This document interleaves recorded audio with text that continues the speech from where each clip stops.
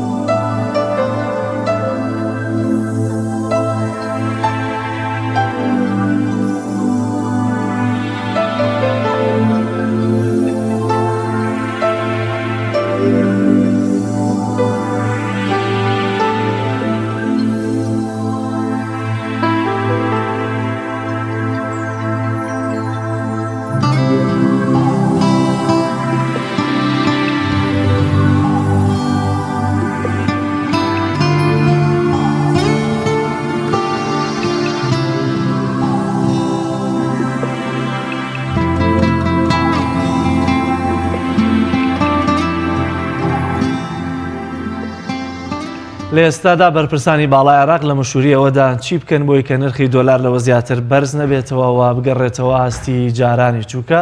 لە دوای هەڕەشە و هەڕەشەکانی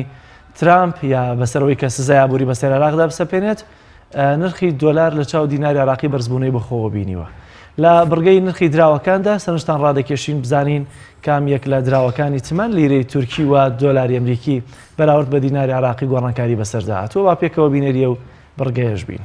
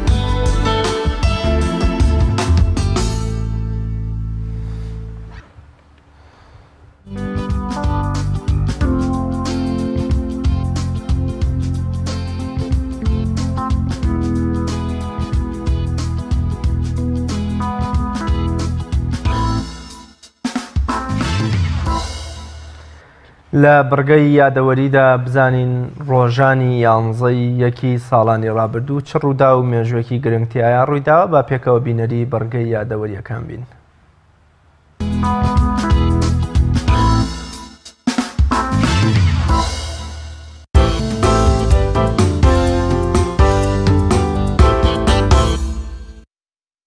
یانزەیەکی ساڵی 630 کە دەکاتە ساڵی هەشتەمی کۆچی پێغەمبەری خودا درودی خوای لەسەر بێ و مسلمانەکان شاری مەکەیان ڕزگار کرد و کۆتاییان بە حکمی چەند ساڵی پڕلاستەمی قوڕیشیەکان و بتپەرستی هێنا. ڕزگارکردنی شاری مەکە لووتکەی مرۆڤدۆستی و نەرمونیانی و مامەڵی جوانی پێغەمبەری پێشەوا و درودی خوای لێبێ و هاوڵانی بوو بەرامبەر بە نەیارانی خۆی و بانگەوازەکەی بەوەی تاکە دڵۆپە خوێنێک نەڕێژرا. هەروەها پێغەمبەری خوددا لێبوردنی گشتی و ئاشتەوایی سەرتاسەری لە شارەکەدا بۆ تەواوی سەرانی قوڕیش و دوژمنەکانی ڕاگەیاند و پەیڕەوی لە هاوکێشەی شەڕ بە کۆنەقین دەکرێن نەکرد و ناوبەیتوڵای لە 360 بتە دروستکراوەکەی ناوی پاکردەوە و مەکەش کەوتە سەر قەڵەمڕەوی دەوڵەتی ئیسلامیەوە.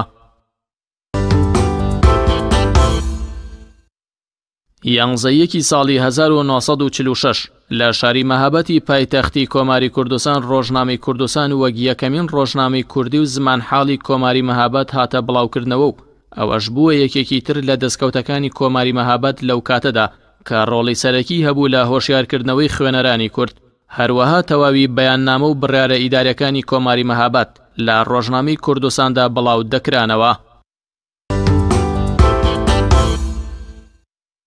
یانزەیەکی ساڵی 1969 کۆچی دوایی کەسایەتی و شۆڕژگێڕی کورد شێخ ئەحمەدی بارزانی. شێخ ئەحمەدی بارزانی برا بچووکی شێخ عەبدوسەلامی بارزانی و برا گەورەی مەلا مستەفای بارزانی بووە. پاش ڕوخانی کۆماری مەهابەت متمانە بە بەڵێنی حکومەتی عێراق دەکاتەوە و بە هۆی لێخۆشبوونی حکومەتەوە دەگەڕێتەوە عێراق و پاشتر حکومەت بە مەرجێک ڕێی دەدا بگەڕێتەوە ناوچەی بارزان کە بەشداری هیچ چالاکێکی سیاسی و سەربازی نەکات. بۆیە شێخ ئەحمەد بەو شێوەیە مایەوە تا کۆچی دوایی کرد و بە کاری ئاسایی خۆیەوە سەرقاڵ بوو. یانزەیەکی ساڵی 2014 ئارێل شارۆنی سەرۆکی ئیسرائیل لە تەمەنی 85 ساڵیدا کۆچی دوایی کرد کە لە ساڵی 2006ەوە بێهۆش و ئاگا بوو. سەرۆکوەزیرانی ئیسرائیل ئارێل شارۆن بە هۆی دووبارە توشبوونەوەی بە جەڵدەی مێشک بەرەو نەخۆشخانەیەکی پێشکەوتووی وڵاتەکەی براو دوای ماوەیەکی کەم تووشی حاڵەتی کۆما بوو. بەو شێوەیە مایەوە بۆ ماوەی 8 ساڵ و بە بێهۆشی کۆچی دوایی کرد. لە ساڵی 2014دا ئارێل شارۆن بە بەراورد بە سەرۆکوەزیرانی تری ئیسرائیل بە یەکێک لە خوێنڕێشترین کەسایەتیەکانی ئیسرائیل دادەنرێ بەرامبەر بە مسلمانانی فەلەستین و ساڵێک پێش ناخۆشکەوتنی ئیسرائیل چڕترین هێرشی کردە سەر کەرتی غەزە کە هەزاران هاوڵاتی سڤیل و منداڵ بوونە قوربانی لە ژێر پاشماوی باڵەخانەکاندا گیانیان لەدەستدا.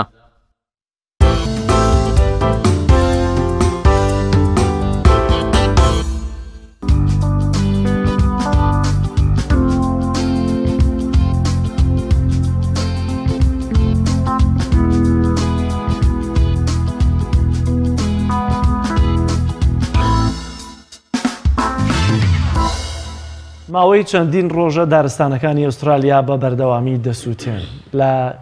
لەگەڵ سووتانی دارستانەکانیشدا بەدەیان جۆر ئاژەڵی بێزمان لەگەڵ یان نادەسووتێن و گیان لەدەست دەدەن. هەرچەندە بەرپرسانی ئوسترالیا شەندێک جار بڕیاری سێر و سەمەرە دەردەکەن بە تایبەتی لە تازەترین بڕیاریاندا باز لە کوشتنی شترەکان دەکەن بۆی کە لە پێناوەی کە ئاوی زۆر دەخۆنەوە بڕیاری کوشتنیان داوەواتەمان جۆرێک لە بڕیاری سێر و سەمەرە. شتی سێر و سەمەرەتر لە کاتی سووتانی دارستانەکاندا ڕوودەداویژەوەی کە هەندێ باڵندە هەن کە هۆکارن بۆ گواستنەوەی ئاگرەکە لە شوێنێکەوە بۆ شوێنێکی دیکە کە دوجار لە زانایرێکە هەوڵدەدەن سەرنجتان بۆ جۆرە باڵندەیە ڕابکێشین. بەڵام بەگشتی تەوەریەکەین بەرنامەکەمان قسەکردن لەسەر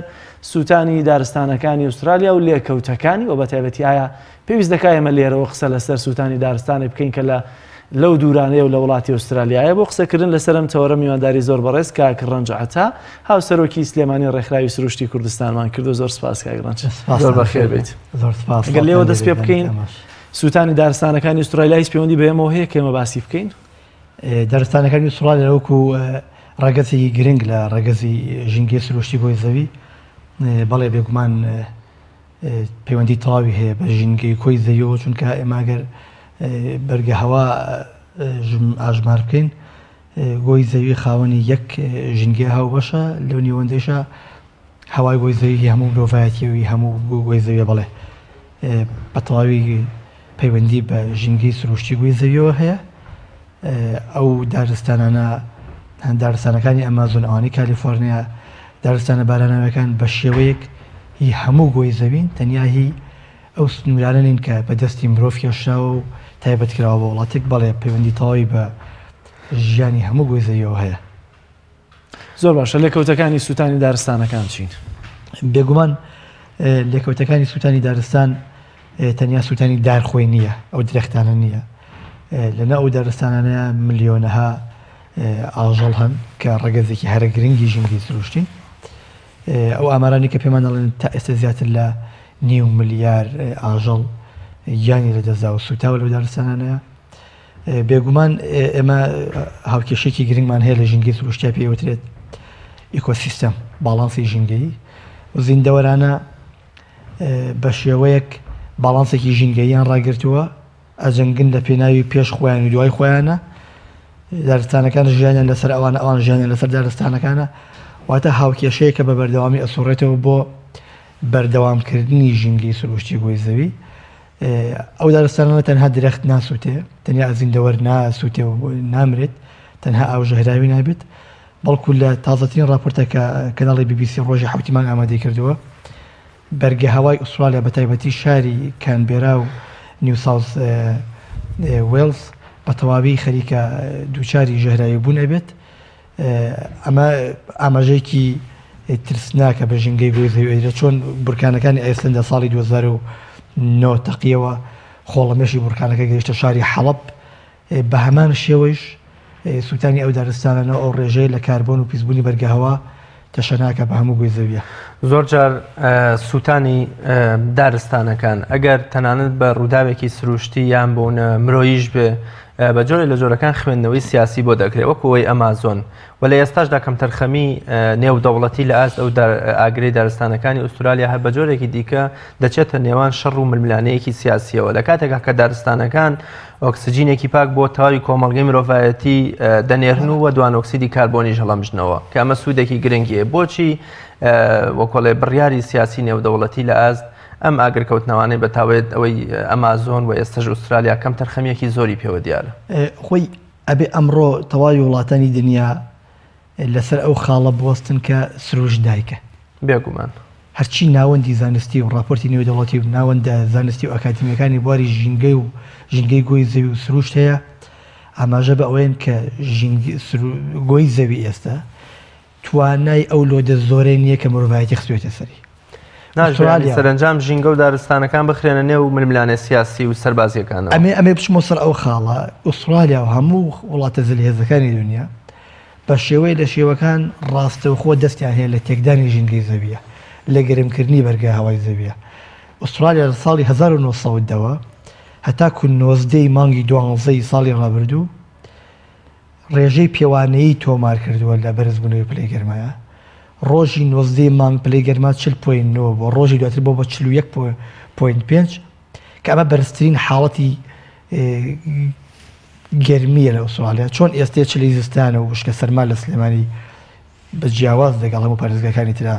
وشکە سەرمایەکی زۆر بێزارکردە، بە هەمان شێوەش ئوسترالیا وەکو وڵاتێکی نیوەگۆی باشوور ئێستا چلەی هاوینە لەوێ گەرما لەسەرەوەی هەڕمەکەیە بەرزترین پلەی گەرما ئێستا لە ئوسترالیا هەیە. بەرزبوونەوەی حاڵەتە نائاساییەکانی پلەی گەرما لە ئوسترالیا ئەبێ وڵاتە زەلیهێزەکان ئەو پرسیارە لە خۆیان بکەن ئەوانن هۆکاری بەرزبوونەوەی پلەی گەرما.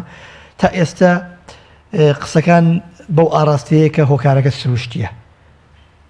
هۆکاری ئاگرکەوتنەوەکە سروشتیە لە 6 هەرێمی ئوسترالیا لە 4یان ئاگرەکە کەوتەوە واتە هۆکارەکە تا ڕادێک سروشتیە. بەڵام هەم کەوتنەوەی ئاگرەکە چۆن ئەتوانم بڵێم مرۆڤایەتی دەستیتیا هەیە تا سروش تەحمولی ئەو لۆ دەنەکات، بە هەمان شەوە چارەسەرەکەی ئەشێ چەندین هۆکاری لە پشتەوە بێ ئەوان بە ئەنقەز خۆیان لێکوژێنەوە یان بە جۆرێک توانێت کۆنتترۆلکردنیان نەبێت چونکە بەڕاستی چاوەڕێی بارانباری نیشن کە بیکشێنێتەوە چکە لە توانای ئەوانان نیە بڕیارێکی ناتەندروستمان بیست وەکو جەلالی ژاماژەی پێکرد کە بڕیاری کوشتنەوەی 10,000 حشتر دراوە بە حکمیەوەی کەەوە ئاوی زۆرە خۆنەوە ئەمانە هۆکاری وشکە ساڵین لەکاتێک ئازانین کە تەواوی ئەم گیاندار و زی هەمە جۆرە زیندەوەرەکان خی گەورە بۆ خزمەتکردنی مرۆڤ و هاوسەنگکردنەوەی ژینگە و سەر ڕووی زەوی دروستی کردوون ئەمە تا چەند بڕیارێکی پەسەندەوە ئایا لە نێو فەزای ئوسترالیا هەر شتە دەنگۆیەکە ئێمە بیستمانیان بۆ نشت بڕیارەکە بوونی هەیە و ئەچێتە بواری جێبەجەکردنەوە ئەزانی خاڵێک هەیە زۆر گرنگە مرۆڤایەتی ئەمڕۆ خۆی کردووە بە خاوەنی تەواوی زەوی لە کاتێکە ئەگەر بۆ بە ئاغای زەوی بەڕاستی ئەگەر بەداتا و بە لێکۆڵینی زانستی حسابی بکەین مرۆڤایەتی کۆتابوونەوە لە هاتوۆتە سەر ڕووی زەوی واتە ئەشێ حشتر و ڕێوی کە ئەوە حکومەتی ئوسترالیا دووجار قڕی کردوون تەمەنیان لە مرۆڤایەتی زۆر کۆنتر بێت واتە ئێمە خۆمان کردو بە خاوەن ماڵ ئەوان میوانن کاتە پێشتر ئەم بڕیارە جێبەجێ کراوە لە ساڵی 1945 حکومەتی ئوسترالیا ڕێوی قڕ کرد ڕێوی قڕ کرد بە هۆکاری ئەوەی دەغڵودانی خەڵک زۆرە هۆر بەڵام لە ماوەیەکی زۆر کەمە ڕێوی و چقەڵ و گورک هەموو ئوسترالیا هەراسان کرد ئەوە لە ساڵی 1945 ڕوویاوە ئەگەر ئەم حاڵەتە جێبەجێ بکات ئەم پلانی بەدەستی حکومەتی ئوسترالی جێبەجێ بکات ئەتوانێت بڵێم زنجیرەیەکی ژینگەی زۆر گەورە ناو ئیکۆسیستەمە ئابچڕێنێت چونکە سووتانی دارستانەکە خۆی بۆ خۆی ئەشێت حکمەتێکی سروشتی لە پشتەوەی کە مرۆڤایەتی درکی پێ ناکات بە هەمان شێوەش قڕکردنی کەروێشک ئەوەی لێکەوتەوە کە دواتر لێکەوتەوە وە قڕکردنی حشتریش کە ئێستا ئەوان بە بیانووی ئاو خواردنەوەی زۆرەوە قڕیانەکەن حکمەتێکی لە پشتەوەی کە سروشت خۆی ئەوە ئەزانێت مرۆڤایەتی ناتوانێت ئەوە دیاری کات زۆر باشەکە ڕەنج لە ئێستا بێگومان غەڵەتێکی گەوراکەن ئەگەرەوە بکەن چونکە ئەوان دەستکاری زنجیرێکی زۆر گەورە لە ئیکۆسیستەمەکەن و دواتر باجەکەی چونکە سروشت دایکە گیان لە دەستدانی و هەموو گیان لە بەرەنەی لە ناو دارستانەکاندا ئەمانە هیچ لە کەوتێکێکی خراپی دەبێت نەک تەنها بۆ ئوسترالیا ڕەنگە بۆ ئێمەش بێت و ئایا ئەم ئاژەڵە بێزمانانە چ تاوانێکیانێ دەبێت لە ناو ئەم ئاگرە کە زۆر جا دەوترێت دەستکردی شەو بەدەستی مرۆڤ دروستکراوەتەوە جارێکی تر دەبێت بسووتێن ئەو ئاگرەی لە ئوسترالیا کەوتوتەوە ئەگەر هۆکارەکەی سروش بێت سروش خۆی تەحملی ئەماکات ئەشێ بۆ کە 3 ساڵی ڕێکە لە ئوسترالیا وشکە ساڵێکی تااقەت بۆچێنم بۆ خاکی ئوسترالیا و دووشاری وشک بوونەوەیکی تەواوی ناوچەکانیان بوونێتەوە ئێمە درکی پێ ناکەین ئەشێ بۆ دوای ئەمە 10 ساڵێکی زۆر باراناویان هەبێت سروشت خۆی حلی ئەمە بکات واتە مرۆڤایەتی خۆی پلانی بۆ دانەنێ لە ناوچوونی ئەو زیندەوەرانش ئەشێ سروشت خۆی دەرگی بۆ بکە کە توانای بەخێوکردنی هەموو زیندەوەرەی نییە لەوانەیە 6 ساڵ 7 ساڵی تریش بکێشەوەی وشکە ساڵێکە کەواتە خۆی هاوکێشەکە چارە سەرەکە سروشت ئەگەر دەستی مرۆڤ نەبێ ئەمان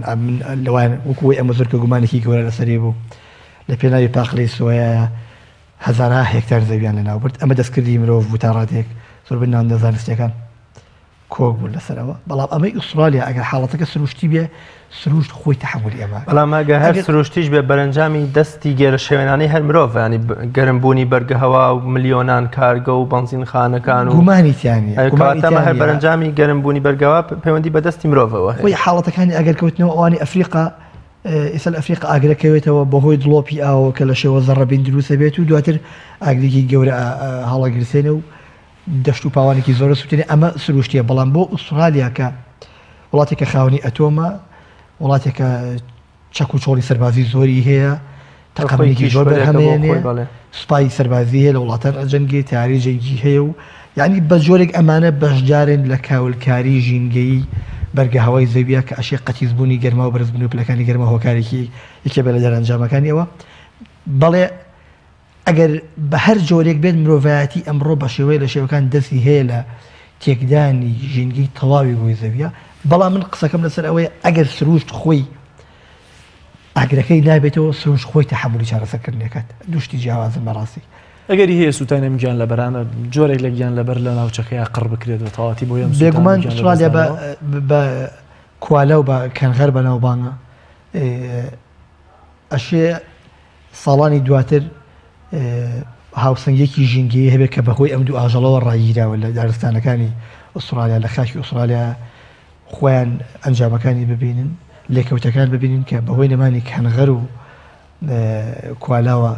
چ ئەبێت چون کاتی خۆی کە کەرۆشکیان قڕ کرد ئەو حاڵەتە قەوما لە ماوسیتۆن کاتێک کە چۆلەکە قڕەکات کول لەو حەشەرە چی بە دەخڵودانی سڵی نەکات بە هەمان شێوەش قڕبوونی ئەم زیندەوەرانە بە جۆرێک ئەنجامی خراپی لێکەوێتەوە بە جۆرێک کە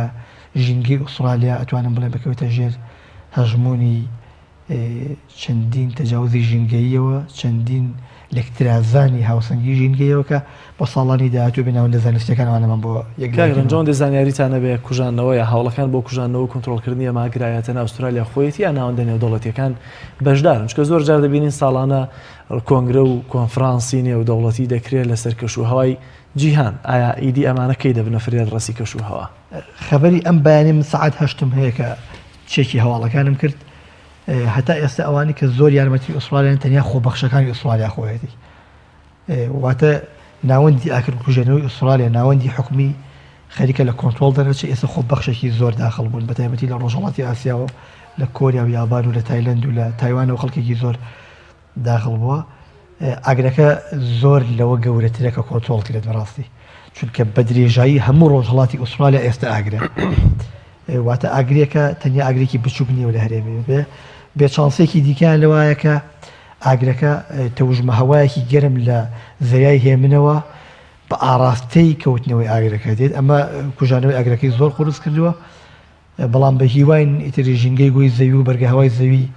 و ئەو زیندەوەرانش کە هەموو زیندەوەری زۆر نادر و دەگمەنن خوای گەورە ڕەحمەتیان بۆ بنێری بژێنێتەوە مسلمانەکانی ئوسترالیاش نوێژە بارانەیانە کرد بۆی کە خوا باران باران نەبی بژێنێتەوە زۆر باشە بێدەنگی ناوەندی نێودەوڵەتی و بەردەوامی ئاگرەکە چ کاریگەریەکی زیاد خراپتری هەیە لەسەر ژینگەی جیهان بەگشتی و دارستانەکانی ئوسترالیا بە تایبەت خۆی ئوسترالیا ئەگەر هەژمارێکە لە وڵاتانەیە کە هەیمەنەی هەیە لە جیهانە بێگومان واتە وڵاتێکی وەکو عێراقی وڵاتێکی وەکو ڕۆژهڵاتی ناوەڕاست نییە بێخاوەن بسووتێ بە بەرچاوی دنیاوە و کەس نیێتە دەنگ لەسەری ئوسترالیا وڵاتێکە خاوەن نفوزە پێگەی خۆی پێگەی سیاسی خۆی هەیە من پێم وایە ئەگەر بەهێزی ئاگرەکە و گەورەی ئاگرەکە نەبێت وڵاتان تا ئێستا کۆنتترۆڵیان کردبوو چونکە ئەیانەوەی یارمەتی ئوسترالیا بن خاکێکە وڵاتان پێویستیان پێیەتی استراتیجێکی باشی هەیە لە ڕۆژهڵاتی ئابووری پێشسازی گەورەی بەتەکی لە ڕووی سەربازی و لە ڕووی پیشەسازی و ئابووریەوە لە هەموو ڕوویەک لە ڕووکردی گەشتیاریەوە وڵاتێکی پێشکەوتوو بەڵام قەبارەی ئاگرەکە زۆر لە کۆمەکی نێودەوڵەتی گەورەترە لەو ئاگرەی کالیفۆرنیا و ئەمەزۆن ناچێت ئاگرەوان گەورەتریشە زۆر گەورەترە بەڕاستی ئاگرێکی زۆر گەورەیە لە مێژووی ئوسترالیا وان نزیک بە ساڵێکی ژەبێتەوە مێژووی ئاگرەکە مێژووی ئاگرەکە خۆی پێشتر ناو بەناو بوو بۆ لە ویلایەتێک هەبوو کۆنتترۆڵ کراوە دواتر سەری هەڵاوەتەوە حاڵەتێکە لەم ڕۆژانەیە ئەیبینین بەڕاستی ئەتوانم بڵێم بڕوای پێ ناکەم ئەو حاڵەتی کونەپەپووە کە ئاگرەکە هەڵگرەوە بەی با بۆ هەنێ ناوچە دیگە کونەپەپوو خۆی کائینێکی ژینگەییە واتە ناکرێت ئینسان بە پێوەدانگ و بۆ چوون و داتاکانی خۆی حساب بۆ کائینێکی ژینگەی بکە کەلانەی ملیۆنەها ساڵە لەسەر زەویە ژیانی کردبێت ئیمڕۆ ئێمە بمانەوێت بە مەبدە بە پشکۆلانەکەی خۆمان هینی بۆ بکەین بەرزونزمی پێ بکەین ژیانیەوە ئەو حاڵەتە ئەبینین بەڵام ڕاستی لە ڕووی زانستیەوە من ناتوانم هیچ بڵێم منیش وەکو هەواڵ خوێنومەتەوە کە شتەکە ئاوایە ئامارەکان چۆنن لەسەر ئەو ڕێژەی کە لە دارستان سوتا بێت ئامارەکان ئەتوانم بڵێم بەشێکی زۆری دارستانەکانی ئوسترالیا چونکە ئوسترالیا لە ناوەڕاستەوە بەرەو ڕۆژ ئاوەی زۆربەی زۆری بیابانە واتە دارستانی نییە بەشی هەرە زۆری دارستانەکانی ئوسترالیا لە ڕۆژهەڵاتی ئوسترالیا و بەشی باشوور ڕۆژهەڵاتی ئوسترالیان بەداخەوە ڕێژێکی زۆری لێسووتاوە بڵێن نزیک بۆتەوە لە نیوەی کە ئەمە زیانێکی زۆر گەورەیە بەرگە هەوای زەویەکەوێت ئاژەڵەکان نیوەی 9 ملیارێک ئاژەڵ تا ئێستا لەناو 128 ملیۆن ئاژەڵی جۆراجۆر سوتاوە هەتاکو ئێستا نزیکی 14,000 خانوو چۆڵ کراوە حاڵەتی لە ناکاوی ئیجباری بۆ هەوڵاتێکی دوو ویلایەت دەرکراوە بە زۆر کۆچیان پێکرێت 29 کەسیش مردوون 29 کەسیش ئەگەر زیاتر نبێت تا ئێستا یانی لە دەستداوە ئاگرێکە ئەتوانم بڵێم داخێکی گەورەیە بۆ ژینگەی زەوی چونکە زەوی و ژینگەی زەوی ئەمڕۆ لە بەکارەساتێکی تاقەت پڕوچێنی گشتگیرە ڕێئەکات لە ماوەی 2 ساڵەکە ئەمەزۆن و کالیفۆرنیا ئوسترالیاشان بەڕاستی جێدا وەکو مادەم دارستانی ئەمازۆن چاکەی هەیە بەسەرمانەوە بەڵام ئەگەر لە گۆیژەی خۆمان ئاگرێ بکەوێتەوە وەکو لە دەسەوەسانەوە سین هەم خۆمان هەم حکوومەتەکەمانیان ئەوەندە بێدەسەڵاتی ناتوانین دڵچەیە گاویش بەرین پیاکەین. زۆر جاکە لە بۆرما وڵاتانی تری ئیسلامی بۆ منە موسڵمانانە چەوسێنەوە تێماڵین تەنها خەفەتی ناخ و دوعایەکمان لەدەستێت. ئێستا بۆ دارستانەکانی ئوسترالیا ئێمە چیمان لەدەستێ وەکو کوردستان کە لە کاتێکا سروشت چاکەی هەیە بەسەر ئەوەی من دیقەتە ماوە دوو دەرەنجامی جوانم بینیوە لە ئەگەر ئوسترالیاوە بەشێکی ئەوەیە خۆبەخشێکی زۆر زۆر لەگەڵ حکوومەتی ئوسترالیا خەریکی کوژانەوەی ئاگرن ئەبێ ئێمە چاو لە خۆبەخشانە بکەین ئەو ئاژەڵانی ڕزگارەکرێن خەڵکێکی زۆر ڕزگارەکرێن خۆبەخشێکی زۆر زۆر لە پەنای حکوومەتی ئوسترالیا خەریکی ئەوەن ئەمێنن سەرەوەی ئێمە چیمان پێکرێت ئەگەر ئێمە ژینگی زەوی بەی خۆمان نەزانین واتە زەوی ماڵی هەمومانە سوتاری درەختێ لە هەر شوێنی بێت کاریگەری لەسەر هەوای ئێمە هەیە نەمانی زیندەوەریەک کاریگەری لەسەر ژینگەی کۆی زەویە ئێمە توانین لە ڕێگەی خۆمان وەر تا ئێمە بچێنین تەعویزە زیاتر بۆ ئاگری ئوسترالیا هەتا ئێمە لێرە ئاژەڵ بپارێزین تەعویز ئاياتەوە هەتا زیاتر درەخت بنێژین و بیپارێزین ئێمە ئەتوانین بڵین شانمان دیاوەتە بەرشانی ئەو کارەساتێکە لە ئوسترالیا کەوتوتەوە چونکە ژینگەی زەوی ژینگەیەکی هاوبەشە چۆن وتم دووکەڵی گەرکانەکەی ئایسلەندا هاتە حەڵەب بە هەمان شێوەش ساڵی 2007 کە وێزگەی ئەتۆمی فۆکۆشیما ئەتۆمەکەی تێکەڵی ئاویزرای هێم نەبێت ئەتۆمی تیشکی ئەو ئەتۆمە لە ماسیە ئەبینیرە لە خلیجی عەربی لە کەنداوی عەربی بە هەمان شێوەش ئاگرەکەی ئوسترالیا کاریگەری لەسەرە ژینگی هەموو مرۆڤایەتی هەیە هەموو گۆی زەوی هەیە ئێمە ئەتوانین لێرەوە بچێنین بپارێزین ئاژەڵەکان بپارێزین بە تایبەتی لە وەرزی سەرمان سۆڵای ئێستا چەندی ئاژەڵ بپارێزین ئێمە ئەوەندە ژینگەی گۆی زەویمان پاراستووە چەندێ بچێنین چەندێ درەخت بپارێزین ئێمە ئەوەندەی تر توانین بڵێن لە حەزمی ئەو کارەساتی ئوسترالیا کەمەکەین. زۆر زۆر سپاس بۆ بەڕێز کاکڕەنجاتە هاوسەرۆکی سلێمانی ڕێکخراوی سروشتی کوردستان سپاس ڕۆژە لەگەڵمانەوەی سپاس دەکەین. بینەرانی عزیز دەچینە لای ناوبڕێک و لە پاش ناوبڕەکە دێنەوە خزمەتان لەگەڵمان بمێننەوە.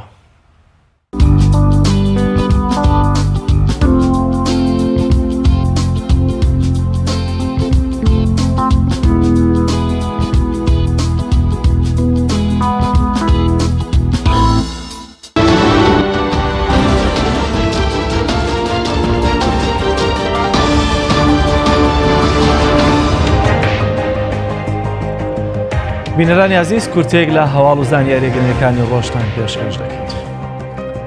عادل عەبدولمەهدی سەرۆکوەزیرانی کاربەڕێکەری عێراق بڕیار وایە بە سەردانێکی فەرمی بگاتە هەولێر. بەپێی زانیاریەکان عادل عەبدولمەهدی سەردانی هەولێر دەکات و لەگەڵ لێپرسراوانی هەرێمی کوردستان کۆ دەبێتەوە. سەردانەکەی عەبدولمەهدی ئاوکاتە لەگەڵ بەردەوامبوونی قەیرانی دیاریکردنی کاندیدی نوێ بۆ پۆستی سەرۆکوەزیران و بەردەوامی خۆپشاندان و ناڕزاییەکان و ئاڵۆزی سیاسی و ئەمنیەکانی نێوان ئەمریکا و ئێران لە ناوچەکەدا کە تا ئێستا ئەجندای سەردانەکەی نادیارە. ئەنجومەنی نوێنەرانی عێراق کۆ دەبێتەوە و بەرنامەی کاری دانیشتنەکەشی ئاشکرا نەکراوە. ئەنجومەنی نوێنەرانی عێراق بێ ئەوەی بەرنامەی کاری ئاشکرا بکات بڕیار وایە ئەمڕۆ کۆ ببێتەوە. بەپێی زانیاریەکان پێدەچێت تەوەری سەرەکی کۆبوونەوەکەش دەنگدان بێت لەسەر هەڵوەشانەوەی ڕێکەوتنی استراتیژی عێراق لەگەڵ ئەمریکا کەوەش با کار و بەرنامەی کوتلە شیعەکانە ژمار دەکرێت و بەشێکی دیکەش لە ئاجندای کۆبوونەوەکە پێدەچێت گفتوگۆکردن بێت لەسەر سەپاندنی سزای ئابووری بەسەر عێراقدا لەلایەن ئەمریکاوە. پەیامنێری کەناڵی دیجلە و کامێرامانەکەی لە شاری بەسرە تیرۆر کرا. کەناڵی دیجلە بڵاوی کردەوە شەوی ڕابردوو لەلایەن چەند چەکدارێکی نەناسراو. ئەحمەد عەبدوسەمەد پەیامنێر و سەفاغالی وێنەگری کەناڵەکەیان لە کاتی ڕووماڵی خۆپشاندانەکانی بەسرە تیرۆر کران. بەوتەی کەناڵی دیجلە تیرۆری تیمە ڕۆژنامەوانیەکەیان بۆی ئەوە بووە. پەیامنێرەکانیان لە کاتی ڕووماڵی خۆپشاندانەکاندا ڕخنەی توندیان لە میلیشیاکان و لێپرسراوانی عێراق گرتووە. چەند جارێکیش ئەو پەیامنێرەیان بۆ خستنە ڕووی دۆخی خۆپشاندانەکان و مامەڵەی هێزە ئەمنیەکان و حکوومەت لەگەڵ خۆپشاندەراندا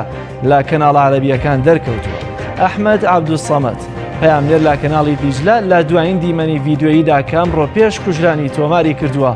ئاماژە بەوە دەکات میلیشیا شیعەکان بکوژی خۆپشاندەر و چالاکوانەکانن. کەناڵی دیجلە بەرپرسیارەتی کوژرانی ڕۆژنامەنووسەکانی دەخاتە هەستەی حکوومەتی خۆجەیی بەسرە و هێزە ئەمنیەکان.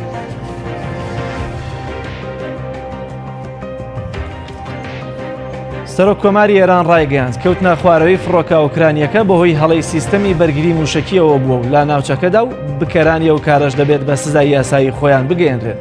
حەسەن ڕوحانی سەرۆک کۆماری ئێران لە بەیاننامەیەکدا دانی بەوە داناوە کە زانیاریەکان ئەوە پشت ڕاست دەکەنەوە فڕۆکە ئوکرانیەکە بەهۆی هەڵەی موشکی سیستەمی بەرگری موشکی ئێرانەوە کەوتووەتە خوارە و هەموو لایەنە پەیوەندیدارەکانیش ڕادەسپێرێت بۆ بەجێگەیاندنی هەموو کارێکی پێویست و پرسە و سەرخۆشیش لا کەسوکاری قوربانیان دەکات. ڕۆحانی ڕوونی کردووەتەوە بەهۆی ئاڵۆزی دۆخی نێوان ئەمریکا و ئێران لە دوای کوشتنی قاسم سلێمانی و وڵاتەکەیان 100% لە حاڵەتی ئامادەباشیدا بووە بۆ پەرپەرزدانەوەی هەر هێرشێکی ئەمریکا. ئەوە ژوای کردووە سیستەمی بەرگری موشکی بە هەڵا فڕۆکە ئوکرانیەکە بکاتە ئامانج و دەژێت بکەرانی ئەو کارە هەڵەیە بە سزای یاسایی خۆیان دەگەێنرێت. دەربازبوویەکی فڕۆکە ئوکرانیەکە دۆزرایە و دەربازبووەکەش بە موعجیزە ناوی دەبات. واحید شەهبازی بازرگانێکی ئێرانیە و لە کاتی ڕۆشتنی بۆ فڕۆکەخانەی ئیمام خومێنی لە تاران بۆ ئەوەی گەشت بکات بۆ ئوکرانیا بەهۆی تیژڕەویەوە پۆلیسی هاتوچۆ ڕای دەگرێت و دواتر دەردەکەوێت. پێشینەی سەرپێچی هاتوچۆشی هەیە و پۆلیس بە مەبەستی دەست بە سەراگرتنی تۆمبیلەکەی زیاتر ڕای دەگرێت. واحیدێ شەهبازی بۆ میدیاکان وتویەتی بەهۆی ڕاگررتنی لەلایەن پۆلیسی هاتوچۆ تا گەشتنی بۆ ناو فڕۆکەخانەی ئیمام خومێنی درەنگ دەکەوێت و لە گەشتەکەی بۆ ئوکرانیا دوا دەکەوێت. وە فڕۆکە ئوکرانیەکە لە کاتی فڕینیدا دەبێت. واحیدێ شەهبازی وەک خۆی باسی دەکات تووڕۆ بێتاقەت دەبێت بەڵام لە دوای چەند خولەکێک هەواڵی کەوتنە خوارەوەی فڕۆکە ئوکرانیەکە دەبیستێت و هەموو نیگەرانیەکانی لێ دەبێت بە خۆشی و شادی و هەموو ڕووداوەکان و پێڕانەگەشتنی با گەشتەکەشی بە موعجیزە ناو دەبات. ئەیات علاوی دەست لە کارکێشانەوەی لە ئەندامەتی ئەنجومەنی نوێنەرانی عراق ڕاگەیاند و هۆکارەکەشی بۆ جددی نەبوونی پەرلەمان لا بەرامبەر ناڕەزاییە جەماوەریەکان و خۆپشاندانەکان گەڕاندەوە. نووسینگەی ئەیات علاوی سەرۆکی ئاوپەیمانی وەتەنی لە ڕاگەیاندراوێک داوای خستە ڕوو کە علاوی دەستی لە ئەندامەتی ئەنجومەنی نوێنەران کێشاوەتەوە. ڕوونیشی کردەوە کە هۆکاری بڕیارەکەی دەگەڕێتەوە بۆ شکستهێنانی پەرلەمان لا جێبەجێکردنی ئەرکەکانی یاسادانان و چاودێریکردن هەروەها جددی نەبوونی لە مامەڵەکردنی ئەرێنیانە لەگەڵ داواکاریەکانی خۆپشاندانە جەماوەریەکاندا. علاوی یەکێکە لە کەسایەتیە سیاسی و دیارەکانی عراق و لە ساڵی 2014 بۆ ماوەی ساڵێک بوو بە سەرۆک وەزیرانی عراق. کۆمپانیای سامسۆنگ سەرقاڵی دروستکردنی جۆرە مۆبایلەکە کە لە باری درێژی دەنوشتێتەوە. ئەگەری هەیە ناوی گالاکسی بلۆم بێت و لە مانگی داهاتوودا بیخاتە بازاڕەوە. ئەو جۆرە مۆبایلە دەتوانێت لە باری درێژی بنووشرێتەوە. بەپێی زانیاریەکان کۆمپانیاکە لە مانگی شوباتی داهاتوودا لەگەڵ مۆبایلەکانی گالاکسی S20 و گالاکسی S20 پلس و گالاکسی S20 ئالترا بیخاتە بازاڕەوە. قەبارەی شاشەی گالاکسی بلۆم 6.7 ئینچ دەبێت با سیستەمی ئۆندرۆیدی دەکار دەکات. لە مانگی کانونی یەکەمدا بڵاو بووەتەوە کە نرخی گالاکسی بلۆم گونجاو دەبێت و لە $845 زیاتر تێناپەڕێت. ئەمەش بۆ مانایە نرخەکەی هەرزانترە لە گالاکسی فۆلد کە توانای نوشتانەوەی هەیە و نرخەکەی دەگاتە $1980. یاریزانێک تکا لە یەکێتی تۆپی پێی کوردستان دەکات و دەڵێت تکایە با نوێژی هەینیان نەفەوتێت. بەهادین بەکرد یاریزانی یانەی سیروانی نوێ لە پێناو ئەنجامدانی نوێژی هەینی بەبێ گرفت داوایەک ئاڕاستەی یەکێتی تۆپی پێی کوردستان دەکات. یاریزانەکەی سیروانی نوێ لە ژماری تایبەتی خۆی لە تۆڕی کۆمەڵایەتی فەیسبوک نووسینێکی ئاڕاستەی یەکێتی تۆپی پێی کوردستان کردو و داوا دەکات یاریەکانی خولی نایابی کوردستان لە ڕۆژانی هەینی ئەنجام نەدرێت. ئەگەر لەو ڕۆژەشدا ئەنجام درا ئەوە باشترە کاتەکەی نیو کاتژمێر یان کاتژمێرێکی تەواو دوا بخرێت. یاریزانەکەەوەشی خستووەتە ڕوو ئەنجامدانی یاریەکان لا کاتژمێر دوو دەبێتە هۆی لە دەستچوونی نوێژی هەینی و بەو پێی زۆرینەی یاریزانەکانی خولی نایاب موسڵمان و پابەندی ئەرکاینیەکانن نایانەوێت لەو خێر و ئەرکا بێبەش بن. بینەرانی عزیز کورتێک لە هەواڵ و زانیاریگرنگەکانی ڕۆژمان پێشکەشکردن دەگەڕێمەوە لای هاوکارم کاگوێز.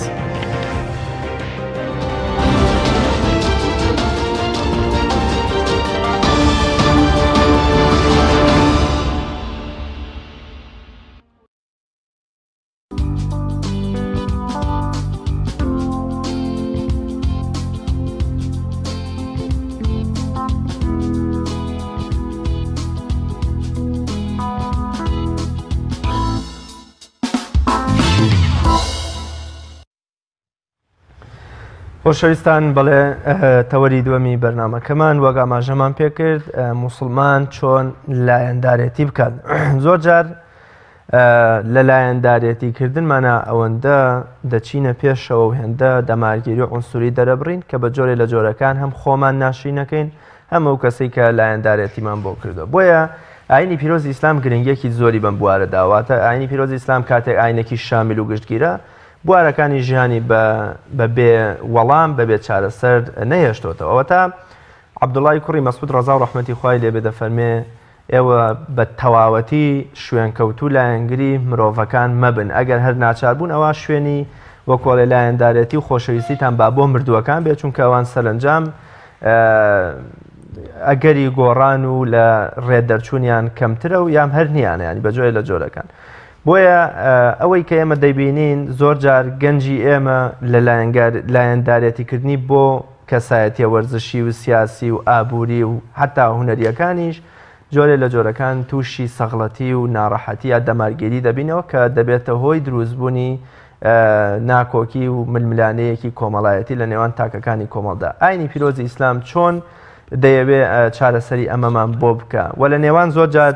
دوو دەوڵەتدا یا دوو سوپای دوو دەوڵەتدا ئێمە چۆن لایەندارێتی بکەین یان بۆچی هەر پێویستە لایەندارێتی بکەین لە نێوان دوو کەسداکەوە ئێمە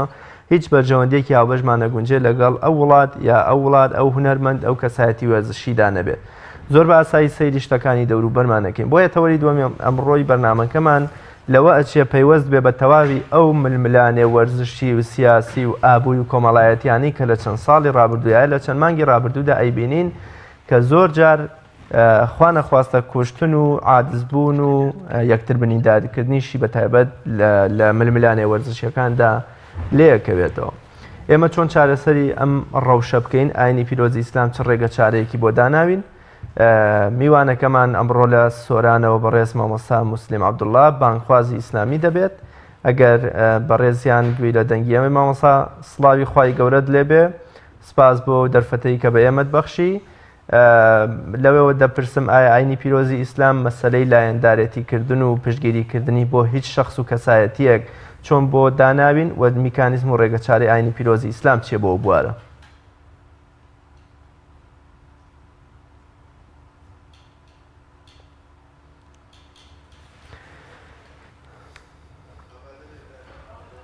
بەڵێ وا دیارە تا ئێستا میوانەکەمان ئامادە نەبووە لەسەر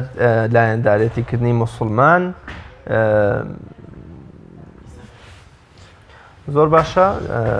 دیارە ئەمڕۆ هەندێ چالاکی جۆراوجۆر لە هەرێمی کوردستان دەکرێت گرنگترینیان وەک ئاماژەمان پێکرد لە هەواڵەکاندا بڕیار وایە کە پاشکەمێکی دیکە عادل عەبدولمەهدی سەرۆکوەزیرانی کاربەڕێکەری عێراق بە سەردانێکی فەرمی بگاتە هەولێر و لەلایەن لە پرسراوانی هەرێمەوە پێشوازی لێ بکرێت کە پاشکەمێکی تر پامێرمان لە فڕۆکەخانەوە وەردەگرین لەسەر سەردانکردنی عادل عەبدولمەهدی بۆ هەرێمی کوردستان بە تایبەتی بۆ هەولێر. لە لایەکی دیکەوە بۆی خراپی دۆخی کارەبا لە چۆمچۆماڵ بڕیار وایە کە خەڵکی قەزای چۆمچۆماڵ و ناوچەکانی تەکیەوەمانش هەمووی بڕژێنە سەر شەقامان و خۆپشاندانێکی سەرتاسەری ئەنجام بدەن لەسەرەوەی کە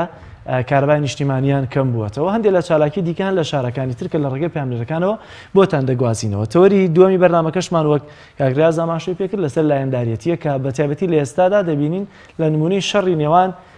ئەمریکا و ئێران تاکێکی بۆ نمونە کورد یا خۆر هەر کەسێک کە موسڵمان بێت چۆن دەبێت لایەندارێتی هەڵبژێرێت یا زۆر جار دەبیستین لە فڵان شوێن فلان وڵات هێرشی کردە سەر فلان وڵات یا فلان کەس فلان کەسی کوشت ئێمە دەست بەجێ لە شوێنی خۆمانە دەڵێن دەستی خۆش بێ. ئایا تا چەندە لەم دەستخۆشی کە لە بکوش دەکەین بۆ نمونە یا لە هێرشبەر دەکەین بەشدارین لەو تاوانەیە کە ئەنجامی دەدات. دیارە لە ئێستادا پەیامبەرمان لە هەولێرەوە ئەمیران ئەمیر لەگەڵمانایە لەسەر سەردانەکەی عادل عەبدولمەهدی بۆ هەرێمی کوردستان کە لە فڕۆکەخانەی نێودەوڵەتی هەولێرەوەیە دەچینە لای پەیامبەرمان کە ئەوەشی دەبینی دیمەنەکانی گەشتنی عادل عەبدولمەهدی بۆ هەرێمی کوردستانە. ئەگەر ئەمیران گوێ لێمان بێ ئەمیران سڵاوی خوا لێبێت ئەگەر پێمان بڵێیت کە ئەم فڕۆکەی کە ئێستا نیشتووەتەوە ئایا پێدەچێت فڕۆکەی سەربازیش بێت کێیە و سەردانەکە بە چا ئامانج و ئەجندایەک دەکرێت بۆ هەرێمی کوردستان.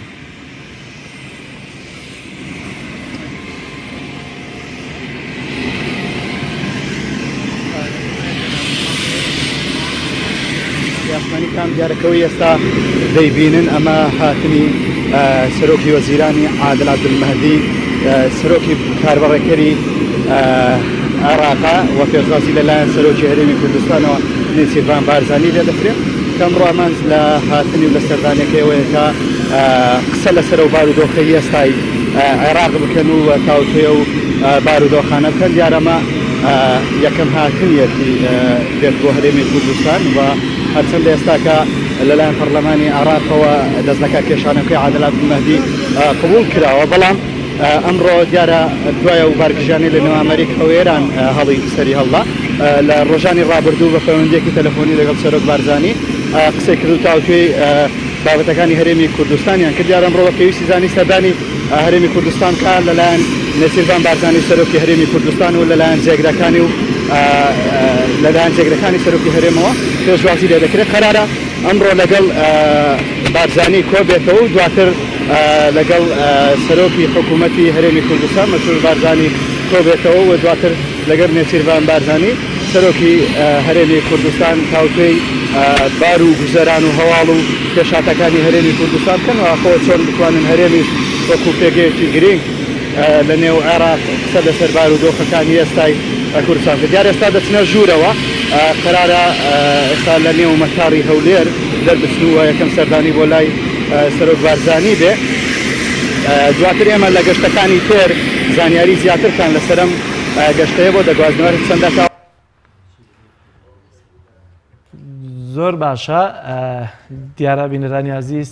ئەوەی کە بینیتان گەشتنی عادل عەبدولمەهدی سەرۆکوەزیرانی کاربڕێکەری عێراق بوو بۆ هەرێمی کوردستان و لەلایەن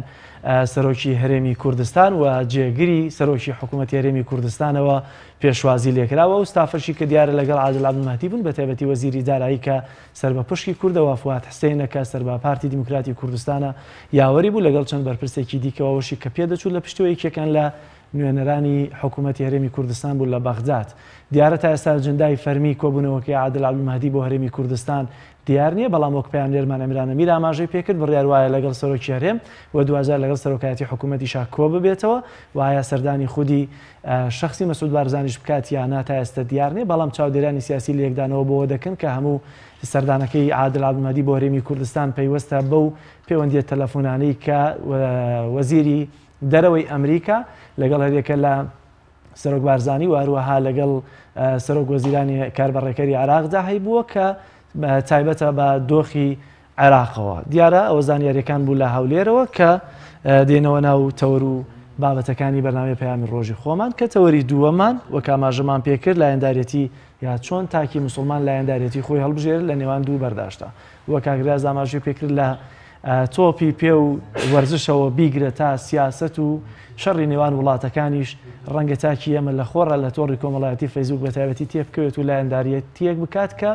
ڕەنگە هەر لە هەم لە دنیا و لە قیامەتیش لەسەر شانی بکەوێت بۆیە پێویستە تاک هوشیار بێت لەوەی کە چۆن لایەنداریەتی هەڵبژێرێت بۆ قسەکردن لەسەرم باسە لە سۆرانەوە بەڕێز مامۆستا مسلم عەبدوڵڵا ئازانای ئاینیمان لەگەڵە مامۆستا زۆر سپاس بەوە دەرفەتە ئەگەر لەوێەوە دەست پێ بکەین ئایا تاکی موسڵمان مەرجە لە هەر شتێکدا کە هەبێ لە نێوان دوو بەرەدا دەبێت ئیلا دەبێت لایەندارەتی خۆی دەربخات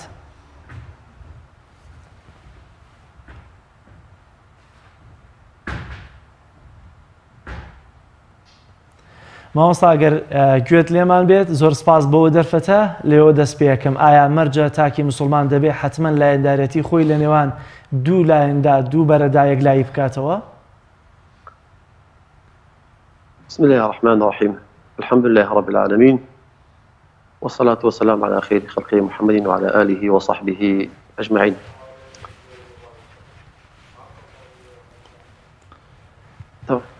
مامۆستا پرسیارەکەمان لەسەر ئەوە بوو دیارە بابەتەکەمان لەسەر ئەوەیە کە تاکی موسڵمان چۆن لایەندارێتی بکات ئەگەر ئەوەمان پێ بڵێ ئایا مەرجە تاکی موسڵمان دەبێت لە نێوان دوو بەرەدا حتمما لایەندارێتی خۆی یەکلایی بکاتەوە بەرەیکیان هەڵبژێرێ بيقومان بسم الله الرحمن الرحيم الحمد لله رب العالمين والصلاة والسلام على خير خلقه محمد وعلى آله وصحبه أجمعين زۆر سپاس بۆ ئەم دەرفەتە لەسەرەتا سوپاس و دەستخۆشیم هەیە بۆ ئەوی بەرز و خۆشەویست وەسڵاو بۆ سەرجەم بینەرانی کەناڵی پەیام دیارە بابەتەکە بابەتەشی بڕاستی هەستیار و گرینگە لە جێی خۆیەتی گومان لەوە دانیە کاتێک کە ئینسان دەکەوێتە نێوان دوو بەرداشەوە یان دوو دووڕیانەوە ئەبێت لە هەموو سات و کاتێک کە ئینسانی باوەڕدار ئینسانی مسلمان لە یانی دینداری خۆی هەڵبژێرێت لەبیر نەکات لە هەر ساتێک بێت لە هەر کاتێک بێت لە هەر شوێنێک بێت بە هەر جۆرێک بێت لە جۆرەکان چونکە ئێمەی مسلمان خۆی گەورە وا فێری کردوین کە خاوەن مەبدەء بین و دەست بگرین بە بنەماکانی ئاینی پیرۆزی ئیسلامەوە ساتە وەختەکان هەوراز مشێوەکانی سەردەم وامان نەکەن کە ئێمە لایەنی دینداری خۆمان لایەنی مسلمانی خۆمان لەبیر بکەین فەرامۆشی بکەین یاخود کەوینە ژێر ئەو کاریگرانی کە ڕۆژانە مسلمانان تووشی بەرکەوتە ئەبن شت دێتە پێشیان ئینسانی مسلمان ئەبێت لە هەموو سات و کاتێکە بەڕاستی کامل بێت دامەزراو بێت لەسەرخۆ بێت لەخۆ قسەیەک نەکات لەخۆ بریارێک نەدات کە زانیاری نییە معلوماتی نییە بۆیە کاتێک کە شتێکی بەروەڕوو ئەبێتەوە دەکەوێتە بەرامبەر پرسیارێکەوە دەکەوێتە بەرامبەر موقیفێک و هەڵوێستێکەوە گومان لەوەدانە ئینسانی مسلمان ئەبێت ئاگای لەخۆ بێت و خۆی بپارێزێت و نەکەوێت تووشی هەڵەوە شتێک نەکات کە ئەو قسەی کە ئیکات ئەو هەڵوێستی کە دەری ئەبڕێت پێچەوانەی شەرع و پێچەوانەی بنەماکانی ئاینی پیرۆزی ئیسلام بێت چونکە ئێمە خۆی گەورە وا فێری کردوین پێغەمبەر صلی الله علیه و سلم وا فێری کردوین کە ئینسانی مسلمان هەمیشە ئەبێت هۆشیار و ئاگادار بێت واقعی بین بێت چادۆری خۆی بخوێنێتەوە و لە هەمان کاتیشدا کاتێک کە شتێکی بەروەڕوو ئەبێتەوە کە چ لە کردارە چ لە گفتارە بەڕاستی ئەبێت ئەوە ڕەچاو بکاتن کام شت بۆ دینی چاترە و باشترە و کام شت بۆ قیامەتی باشترە ئابەو شێوەیە وەڵام داتەوە یاخود بەو شێوەیە موقیف هەڵوێستەکە وەربگریتن. زۆر باشە مامۆستا ئێمە بەگومان نەزانین کە مێدیای جیهانی ئەمڕۆ چ ڕۆڵێکی خراپی بینیوە لە ناشرینکردنی وێنای جوانی مسلمانان و ئاینەکەمان. زۆر جار کە مسلمانانی حەماس لە فەلەستین یا مسلمانانی بۆرما یا هەر وڵاتێکی دیکە دەکوژرێ ئێمە کە پێغەمبەری خوا صلی الله علیه و سلم دەفەرمێگە خراپەیەکتان بینیگە بەدەست نەتانتوانی بەدەمیش نەتوانیان با لە دڵەوە پێتان ناخۆش بێ بەڵام زۆر جار ئێمە دەچینە سەنگەری ستەمکارەکەەوە دەڵێن دەستی خۆش بێ هەڵبەتە شیاون با مسلمانان قڕ بکرێ ئەم لایەندارەتیە قێزەونەیان چۆنیە کاتێکەوە ئێمە نەتوانین بە دوعا و بە دەم و بە دەست و بە گیرفانمان هاوکاری مسلمانانی حەماس و بۆرما و ئەفغانستان و یەمەن و وڵاتانی دیکە بکەین بۆچی بە چەپڵە و بە دەم و بە دڵخۆشیشمان بچینە پاڵ ستەمکارەکە و تەئیدی بکەین. بەڵێ بەداخەوە بۆ مسلمانانی ئەم سەردەما کە بەم شێوەیە بەڕاستی فکرەکەنەوە کە بیر ئەکەنەوە کە کاتێک کە مسلمانێک لە شوێنێک لە جێگایەک کە ئەزیەت ئەدرێت ئازار ئەدرێت ئەشکەنجە ئەدرێت تەنگ و چەڵەمی بۆ دروست ئەکرێت ئەمە بەڕاستی لە کەم تێگەیشتنی مسلمانانە بەرامبەر بە ئاینی خۆیان ئەوەیە کە لە ڕووی عەقیدەی بەڕاستی ئەو مسلمانە هێشتا ماویتان حاڵی نەبوون و لە ڕووی خواناسی و عیبادەت و پابەندبوون بە شەرع و بەڕاستی دوور کەوتن و فاسیلەیەک لە بینیانە دروست بوو بەڵام میسان تەماشای لە هەمان کادا لەوان ئەهلی مزگەوت بێ مسلمان بێت نوێژە کات بەڵام بەداخەوە کە تەماشاکەین ئەم پرسەیە ئەم بابەتەیە کە ئێستا قسەی لێ ئەکەین بەڕاستی بابەتێکە ڕاستەوخۆ پەیوەندی بە عەقیدە و بیر و باوەڕ و مەبدەئی ئینسانی مسلمانەوە هەیە. عیبادەت وەکو زانە باسێکن تەنها هەر لایەنە جەستە یەکەنیە بەڵکو عیبادەت دوو بەشەوەی کە بە اعتقادە کە ئەسڵی عیبادەت لەسەر اعتقاددا ئەمەزگرتن کە ئینسان عەقیدە و بیر و باوەڕی تۆکمە و دامەزراو بوو گومان لەوە دانێ کە عیبادەتەکانی تریشی بۆ ڕاستەڕێ ئەبن. لێرەوە پێم خۆشە شتێک ئاماژەی پێ بکەم کازەلال کە ئەو مسلمانێک کە ئێمە بەعام کە ئێستا لە هەرێمی کوردستان لە هەر شوێن لە هەر جێگایەک کە هەن ئەم مسلمانانە بەڵێ بە مسلمانن بە فیترەت مسلمانن لە عایلەیەکی مسلمان پێگەیشتن لە کۆمەڵگەیەکی مسلمان پێگەیشتن بەڵام بەداخەوە لە ڕووی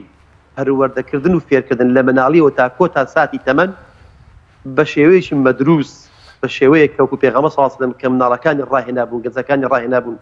کە سەرکردەکانی ڕاهێنابوون چۆن فێری عەقیدەی کردن چۆن لە مەکەوە چەندین ساڵ بانگەوازی پێغەمبەر عەلەیه الصەلاة وسلام لە چوارچێوەی عەقیدە ئەخولایەوە ئەبێ جارێکی تر ئەو عەقیدەی کە پێغەمبەر صلی الله علیه و سلم باسی ئەکات کە لە خواوەی هێناوێتی و لە سنەتی صەحیحدا ثابت بووە ئەبێت ئەم عەقیدەیە بە مناڵانەوە بگوترێ فێر بکرێن ئاینی خۆیان بە جوانی بناسن وەکوەی کە هاتووە نەکەوەی کە ئێستا کە خەڵک ئەیزانێ و خەڵک پەیڕەوی ئەکاتن لە نێو کۆمەڵگەی مسلمانە بە شێوەیەکی دەستا و دەستەوە هاتێت بەبێ دیراسەکردن بۆیە لەم مەسەلەیەدا بەڕاستی بێ مسلمانان زۆر هەشیار بن و زۆر ئاگاداری خۆیان بن. من بە فەرمودێشی پێغەمبەری خوا عەلەیه الصەلاة وسلام دەستمەنەوە بابەتەکە پیغمبری خوا فرميت عليه الصلاة والسلام فرميت إن الرجل ليتكلم بكلمة لا يبالي بها تهوي بها إلى جهنم 70 خريفا. زودر أم فرمودين باس كده لزور شوينان لو مسلمانان كما ترسي لسدايا. پیغمبری خوا فرميت عليه الصلاة والسلام فرميت إن الرجل ليتكلم بكلمة زاري وها إنسان قصيك أكاد فقط يقص أكاد يك كلمة فرع أدات ذات سبا نوسين بيت سبا دربرين بيت ياخد شاهد بي لسا قضية كلي بيدك ميو كحقيشة أما أنا هم داخل أبن بو كلمة بو وتنو دربريني أو شيء پیغمبری خوا فرميت عليه الصلاة والسلام أو إنسانة كجوشي بينادات لا يبالي بها أصلا أرزش بو أو شيء دانا قيمة بهايك لو أو شيء دانا كلزاري ودرتوا فرميت تهوي بها إلى جهنم 70 خريفا بريقاي حفتا بايز خواي قورا فري أداتا ناو دوزخ وتا أغاتا بني دوزخوا أما هرشيشي قوريا آي بأم كلمة يكبت بون منزاري وهي كافريك بباوري مشريك كسيشي ظالم بيني مسلمانك أكوجي مسلمانك أتسوسيني توا الظلمي اللي أكاد غدري اللي أكاد بعد زورك بيتن لو سري دنيا وكسك بأوي بيناسي بأوي پەیوەندی بە مۆزوعەکەەوە هەبیت لێرەوە لایشی بۆ ئەکات لێرەوە دەستخۆشی لێ ئەکات لێرەوە سوپاسی ئەکات لێرەوە بە باشی ئەزانیتن کارەساتەکەی ئەو ڕوو ئێمەی موسڵمانان ئالێرەدایە خۆش کاک زەلال بۆیە ئەبێت عنی ئینسانی موسڵمان بەڕاستی ئینسانی تاچی موسڵمان ئەبێت پەروەردە بکرێت بە پەروەردەیە کە لە قورئان و سونەتدا هاتووە کەس لەخۆوە فێریش نابێت دینداری شتێک نییە ئینسان لەخۆیەوە فێر بیت بەڵام ئەمە ئەگەر بەرامبەر بە مسلمانان بکرێت و لە دوورەوە خۆمان ڕەنگە لایەنداریەتیەکی بێ منە ماژ هەڵبژێرین بەڵام زۆر جار ڕەنگە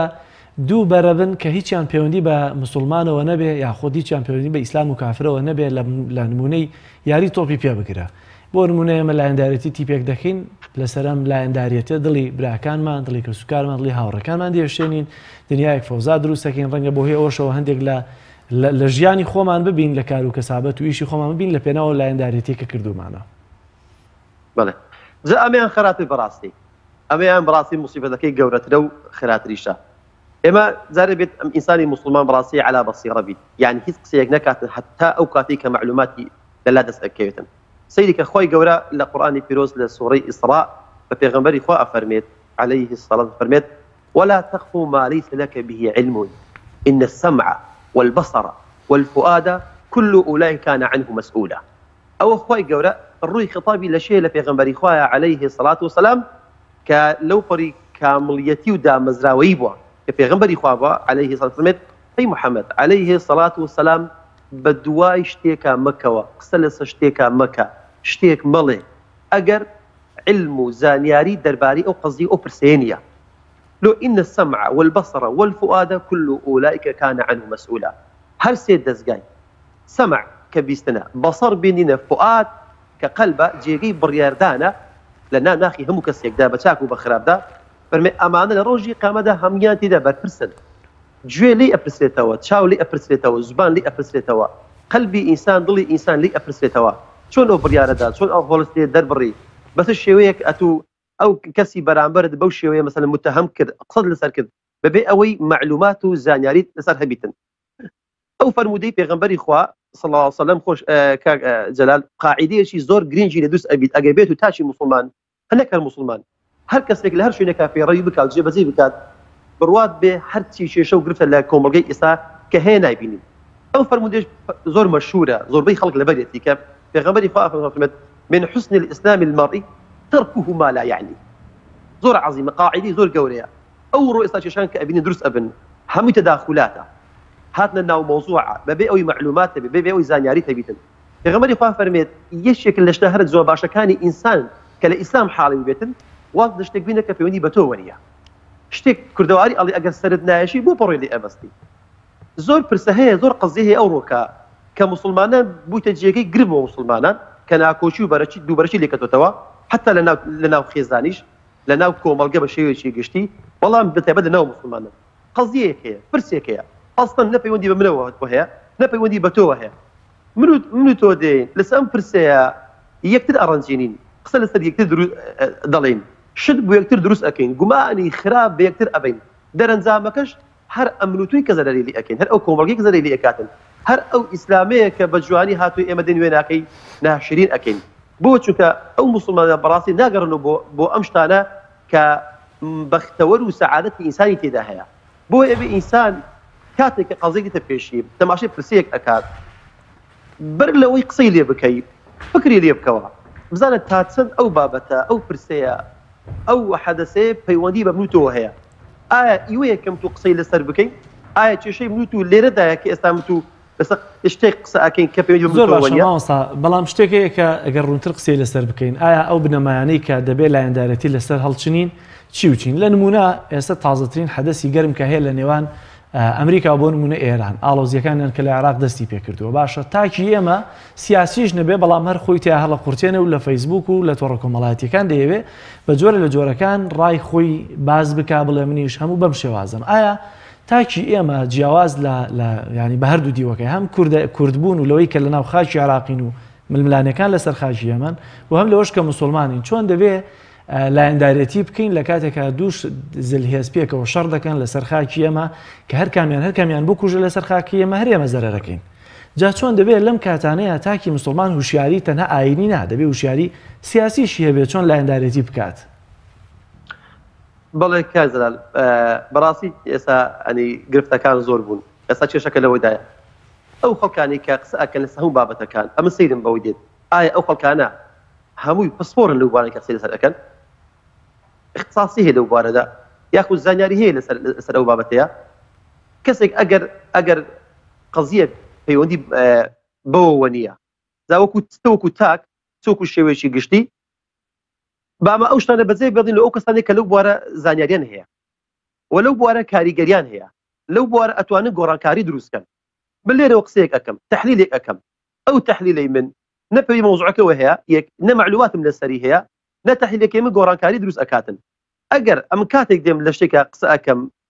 ڕێی دەرئەبڕم هەڵوێست وەرئەگرم کە ئەبزانم ئەو شتەیە فعلەن 100% پەیوەندی بەوە هەیە کە قسەی من ئەو قەزیە چاک ئەکات ئەو حەزی کە زەنابەت باسی کرد کە زۆرترین ئێستا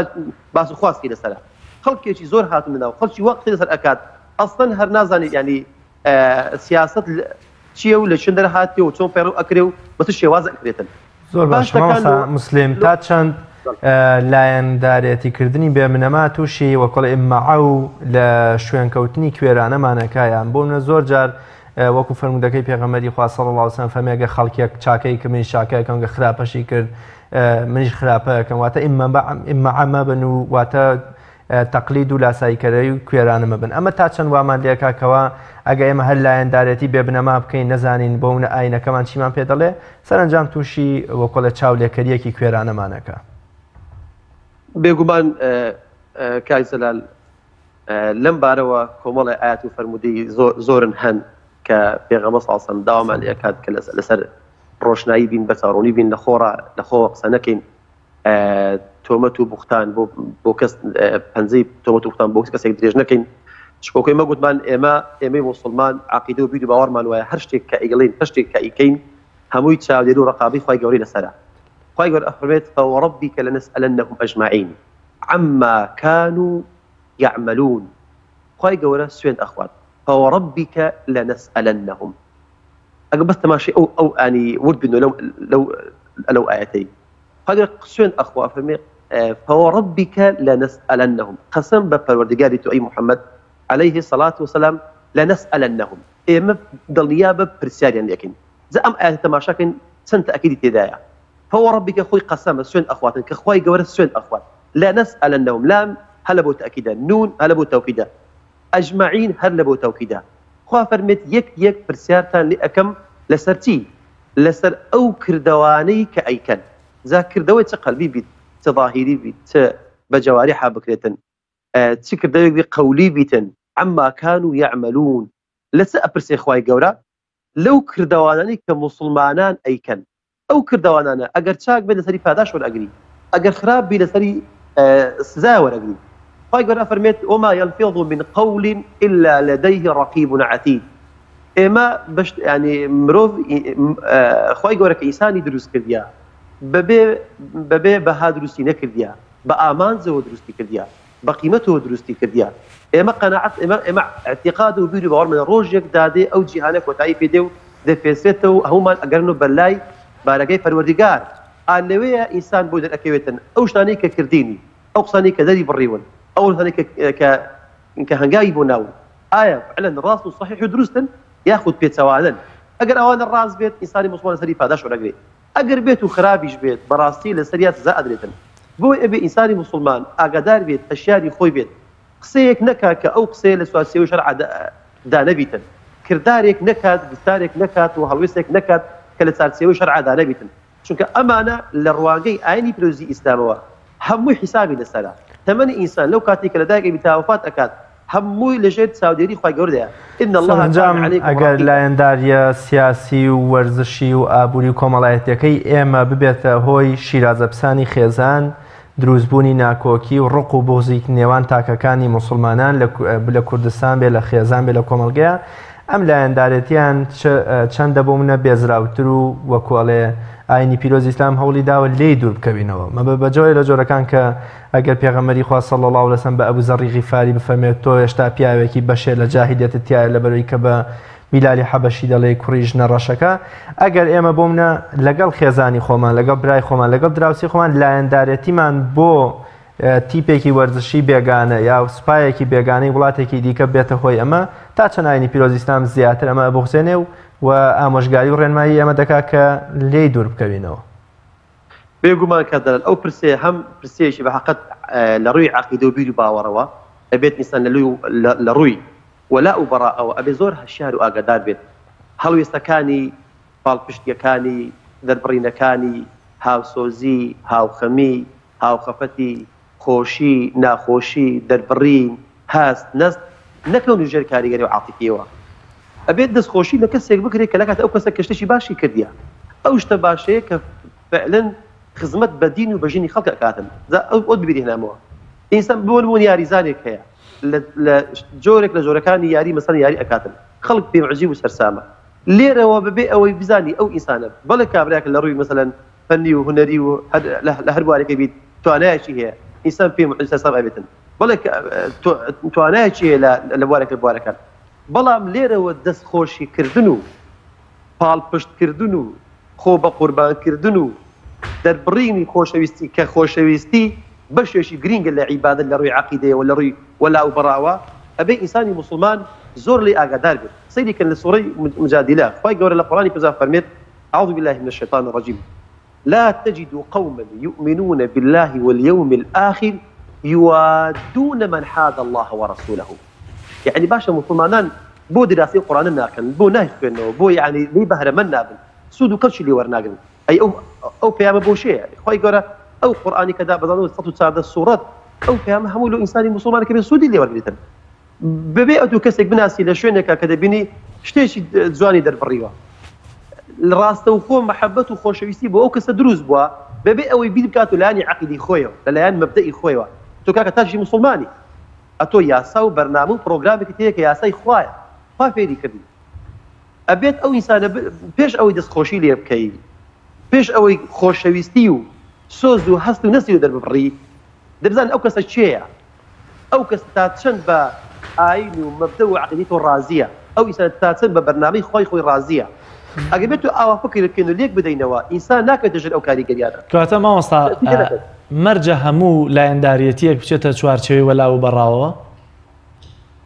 بنسبة إنساني مسلمان براسي أبيت ولاء وبراكة فقريشي زور جرينجا لروي عقيدة وأبي رساوي كات كوبيم قلت عبادتي فنهاني كالحب لله والبغض لله كبابتي زور جرينجو هستيارة لروي عقيدة دبيني براسي أورو لنو مسلمانان كام بوتوا ئەگەر نمونونەکە بەس دەقتر باسکەم بە تایبەتی ئەمڕۆکە گەنجێکی زۆر لایەندارەتی بۆ نمونە تۆپی پێ دەکەن لە نمونە میسیەکێک لە باشترین یاریزانەکان مەرجە منەوەی کە لە بابەتی تۆپی پێیان یاریزانم خۆش بووە ئیدی بۆ نمونە لەوە لا و بەڕێیان لەوەی کە لەگەڵ ئەوە حەشر بکرێم یاخۆت هاوتەری بین پێکەوە لە قیامەتە لە کاتێکا ڕوون و ئاشکرایە کە بۆ نمونە کەسی وەکو میسی مسلمان نێو غێرە مسلمانە کای زەدال بەڕاستی بابەتەکە هەستیارە زۆر گرینگە دەبێ ئینسانی مسلمانەوە بەتەشابێت بەڵێ تو بزانین فعلا ئەو حبە کە شتێکی شاراوی ناو قەلبی ئینساندایە بەس خۆت و خۆت هەستی پێەکەی کە خاوەنەکەی خوایە کە ئەو عیبادەتە ڕاستەوخۆ ئەگەڕێتەوە بۆ پەروەردگار. مەسەلەی خۆشەویستی ئەبێ بزانیت ئەو کەس کە خۆش ئەوێت لە بەرچێ خۆش ئەوێتن. ئەو خۆشەویستی چۆن ئەگە خۆشەویستی دروست بوو تەڕەتوبی هەیە خۆشەویستی ئەبێ قوربانی لۆ بدەیت. قوربانی چمادی بی چمعنەی بێت چونکە هەموو خۆشەویستەیەک وا لە ئینسان ئەکات ئەو خۆشەوەیەک دەبێت دەرەنجامی خۆشەویستەکە دەرکەوێت لەسەر ئینسانە. ئایا وەکو تاکێک لێرەکە موسڵمانێک جەنابەت نمونەت بە یاریزانێک بڵێ مێسی هێنایە ئەگەر ئەو خۆشەویستە وای لێ بکات کاریگەری ئەو لەوێ لە شوێنی خۆی لێ لەسەر ئێمروتە دروست کات کاریگەریەکە لە ڕووی خۆشەویستیەوە کە هەموو غەممان ئەو بێت دوعای لۆ بکەین بگاتە ئەو دەرەجەیە تووشی پێکان دەبێ خۆیان چاشی پێیەوە خۆیان دوعای لۆکەی خۆیان نەدۆڕێنیت سەرکەویت بباتەوە تووشی شکست نەبی بگاتە ئەو دەرەجی ئەوانە خراپن. ئەوانە لە ڕووی عەقیدەیەوە ینی کاریگەری هەیە لەسەر عیبادەتی ئینسان بەس کە پێی سەرسامی شتێکی ئاساییە کەسێک هەیە یاریزانێکە لە شوێنێکە لە بارێک لە بارەکان زانستێک ئەزانی بەتوانایە فطرەتی ئینسان وایە ئیعجاببوونی هەیە بە زۆربەی شتەکانەوە پێی عیجابی شتێکی اعتیادیە بەس نایم لێرە دەستخۆشی سوپاس و پێزانی خۆ بە قوربانکردن قوربانیدان لە بۆ ئەو ئاگای لێبیت ئەمانە خەتەرن کاکزەلا ینی کۆمەڵگەی موسڵمانان کاتێک ئەو شتانە لێک ئەدەینەوە کە دەبینی لەسەر ئەو شتانە هەڵوێستیان دەبڕیە بەڕاستی مای شەرمەزاریە دە باشە ژن و مرد هەیە هیچ شیان نەبووە لە یاریزانێک لێک زیاد بووینەوە دوو هاوڕێ هەن پێکەوە لە گەڕەکن لە خوێندنە لە مزگەوتە موسڵمانن یان دوو برانە دوو برا هەرێکی دابەش بوون بەسەر دوو گروپدا بەسەر دوو وڵاتدا تەماشاکەین بەبێ بنەما بەبێ گەڕانەوە لۆ عەقیدە و بیر و باوەڕی خۆیان یەکسەر هەڵوێستیان دەربڕیان ئەی ئەو خۆشەویستی وای کردێت کە ئەو دوو برایە ئەو دوو هاوسەرە ئەو خوشک و برایە ئەو دوو کەسە ئەو دوو موسڵمانە لەو گەڕەکە لەو مزگەوتە ئێستا قسان لەگەڵ یەکتر نییە گەیشتۆتە ئەو دەرەجەی کە لێکیان داوە ئەگەر ئەو خۆشەویستیە نەگاتە ئەو دەرەجەی کە ئەتۆ قوربانی لۆ بدەیت لەوانە شتێکی ئاسایی بیتن وەکو سروشتی ئینسان کەوا سیفەتی ئیعجاببوونی هەیە غەریزی ئیعجاببوونی هەیە خوا ئینسانی وا دروست کردیا کاتێ شتێک ئەبینی کە جێگەی تەعەجوب و سەر سوڕمان دەرابکەیتن. مامۆستا سەرنجام لایەندارێتی ئێمە لە نێوان ستەمکارێکی خوێن مژی گەندەڵی دکتاتۆری گەلچەوسێنەرەوەدا جیاوازیەکی زۆری هەیە لەوەی کەوا من هونەرمەندێک یاریزانێک کەوا هیچ مێشولەیەکیشی نەکوشتۆ لەوە چێ ساڵانە پارەیەکی زۆری خۆشی بۆ مناڵە ڕەشوڕوتەکانی ئۆغەندا و ئەفریقای باشوور و وڵاتانی دیکە دەنێرە مەبەستمەوەیە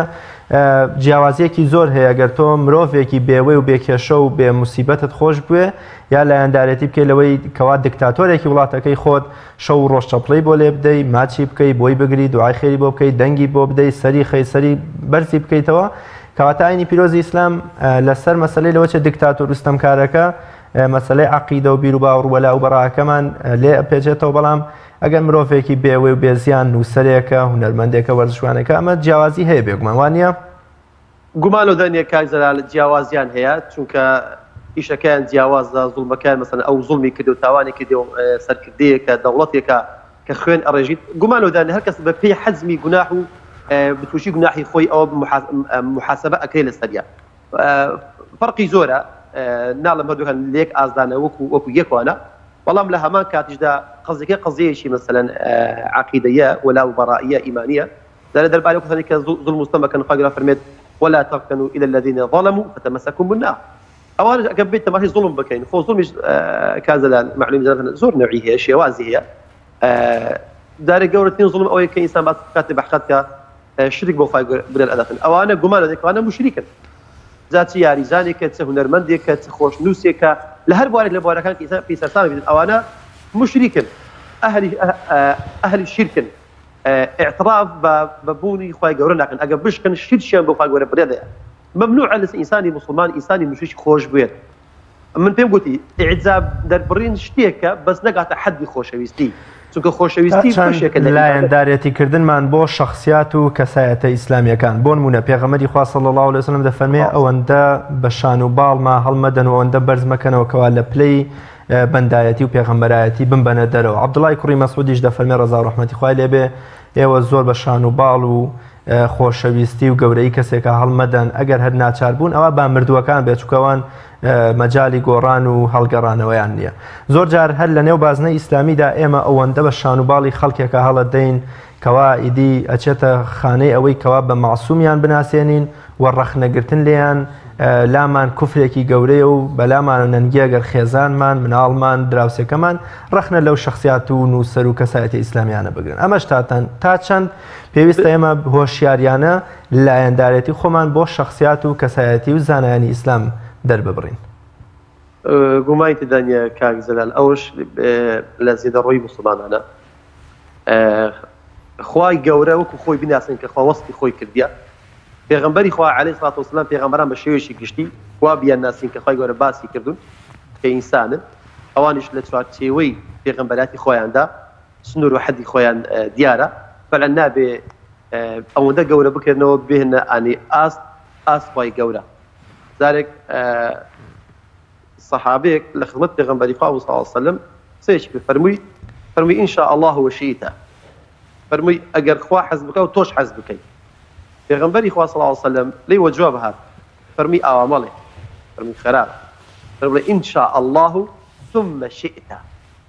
ئەوەی کە خوا حەز بکە دواتر ئەوەی کە تۆ حەز بکەی و پێت باش بیتن. یعنی پێغەمبەر ئەو هەڵەی بۆ موسڵمانی ڕاست کردەوە لە مەجلیسی پێغەمبەر صلی الله علیه وسلم پێی فەرموو بڵێ ئینشاء الله ثم شئت شکل لە ڕووی زمانەوانی واوی عەطف لەگە ثمەی عەطف هەردووک ئەداتی عەطفن بەڵام معنایان جیاوازە حکمەکە ئەگۆڕ بۆی ئینسانی مسلمان ئەبێت لەو حاڵەتەدا هەر چەندە پێغەمبەری خوا خۆش بێت صلی الله علیه وسلم ئەبێت وا خۆش بێت کە بەشەر بووە کە ئینسان بووە ئەوەندە بەرزی نەکەیت بهینە ڕاستی خوای ئاست لەگەڵ خوای گەورە هاو ئاستی بکەیت. خوای گەورە خوایە خوایەتی خۆی ئەکات و پێغەمبەرانی سەلامی خوا لەسەر لە هەر مەقامێکەدا بن بەشەر و ئینسان بوون و قابل ئەوەش بوون فعلەن کە هەڵەش بکەن. بورە مامۆستا حاڵەتێکی دیکەش هەیە کە گەر زیاتر وردیکەینەوە لە بەرەوەی کە دەرفەتی کەممان ماوە بۆ بەرنامەکە ئێمە گەر هاوڕێ موسڵمانەکەمان کە پێکەوەین لە یەک مزگەوت نوێژ دەکەین ئەگەر چەند کارێکی کردبێ یاخۆت ڕاو بۆ چوونە سیاسیەکانی بەدڵی ئێمە نەبێت ئیدی ڕەنگە کاکەیەکی ترکە لەولاوە موسڵمانیش نەبێ یاخۆت مولتیزامدار نەبێ بە ئیسلامەوە بیانی فەزلی بدەین بەسەر برا مسلمانەکەی ترمانەکە پێکەوە لە مزگەوتێکی تەنها ڕەنگە لەبەرەوەی کە پێچەوانەی ڕاکانمان پێچەوانەی یەکسرن لە بابەتی سیاسەتدا ئایا ئەمە تا چۆندا پێی تاوانبار دەبین هەرچەندە